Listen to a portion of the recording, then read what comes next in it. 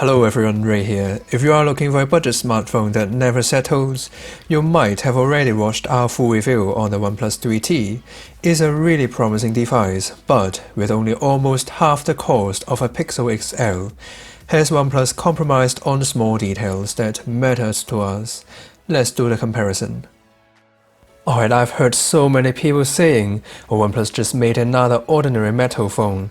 The design's boring, all that stuffs. Well, that's true, but it's absolutely a well-built flagship killer.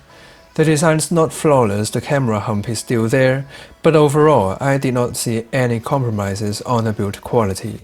Build quality here is top-notch. The aluminum chassis is thin, low-profile, stealthy, and cool to touch. Speaking of cool to touch, it's also slippery but not so smooth to hold, thanks to the boxy design and the sharp edges. On the Pixel XL in the meantime, the glass panel on the upper half of the chassis actually provides some sort of grip, with a curved transition from the side to the back, together with the overall rounder design. It's cool to touch, but smooth and safe to hold as well. The build quality is also marginally better than the 3T. The glass panels meet the metal chassis seamlessly with no plastic or cushioning frame. The Pixel XL might not have the best design out there, but the build quality is simply flawless. Now the small details, NFC is a must, while the LED notification light on the Pixel XL is turned off by default. It's there, but on the 3T we have a whole lot of more personal settings, the color or per app notification control as well. Unfortunately, they don't support microSD expansion, but the 3T starts at 64GB ROM storage, while the Pixel XL provides unlimited cloud storage for photos or videos. The 3T also supports dual SIM configuration. And the microphone on the 3T is good, but not up to the premium flagship standard. Now I'm recording on the 3T, noise cancellation's not that great actually, but it's alright. Now it's the Pixel XL, much better, clean and crisp. So the 3T is genuinely well built, but if we dig deeper we'll find Google's put much more effort on the small details. But that's reasonable. Now the camera is a huge part for any smartphone. Yes, the Pixel XL boasts the latest and greatest sensor from Sony. The pixel size is huge at 1.55 micron. It also supports 240fps 720p or 120fps 1080p slow motion, while only 720p 120fps on the 3T. But we have full manual control over the camera here on the 3T. In reality, they performed surprisingly close. Photography and the good lighting's never been a problem in 2016, but even at night, in low-light scenes, the 3T holds up really well. It actually gives even more details than the Pixel in some scenarios, thanks to the 16MP sensor. But keep in mind that all photos here are taken with manual mode, with around 1/5 shutter speed and ISO set to as low as possible.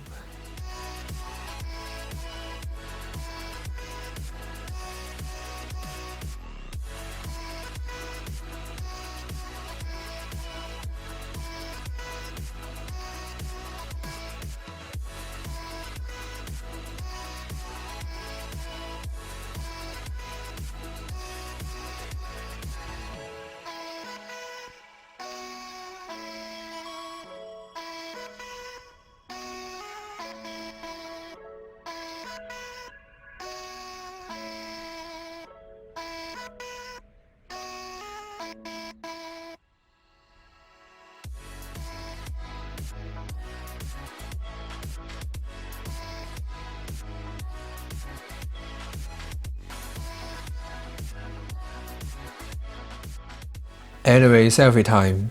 I'm not into selfie, but just for you guys. The Pixel XL handles high contrast scenarios like nothing. It also tends to capture as much details as possible.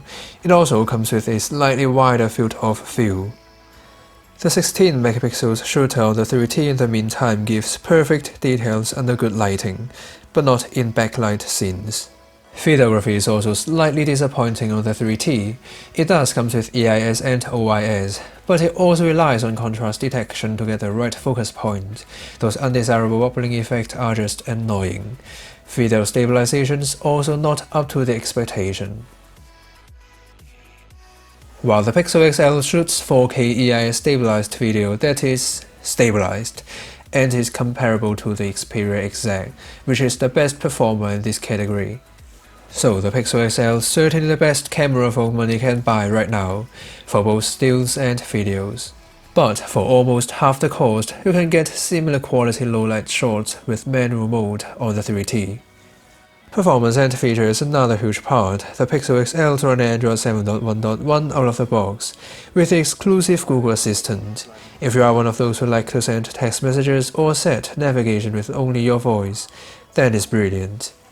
The Pixel can also multitask, will multitask. The notification drawer is also more user-friendly than ever.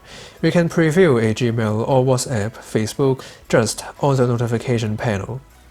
Meanwhile, the OnePlus 3T is still running on Android 6.0.1, but 7.0 update should be right around the corner. So Oxygen OS is stock-like, but much more advanced than stock Android.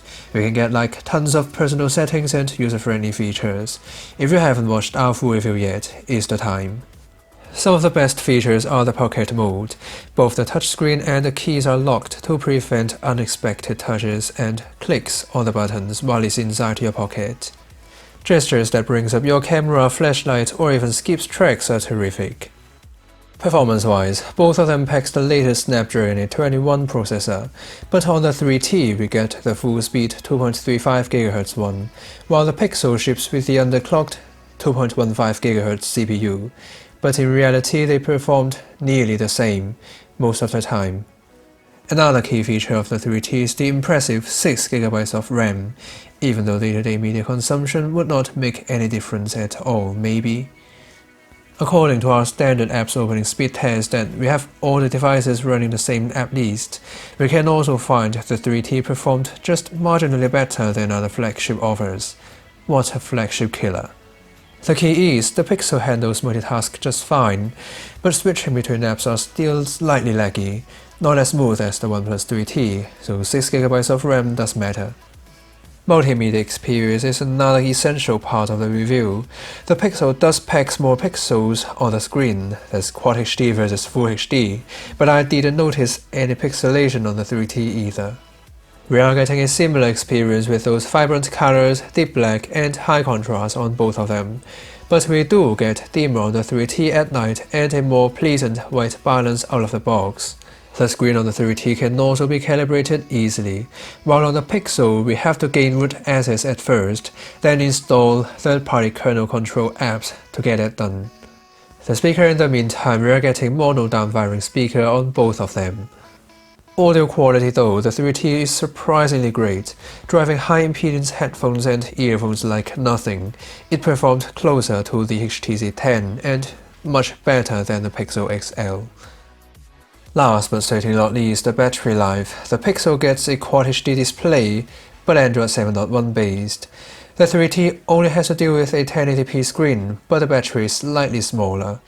That really gives similar YouTube videos playback screen on time, with maximum screen brightness. They also charge up similarly quick. Dash charging on the 3T is slightly more advanced though, but overall you won't be disappointed by either of them for the battery life. All in all, do you think the 3T can beat the Pixel XL? I personally don't think so. But can the Pixel XL blow away the 3T? Not really.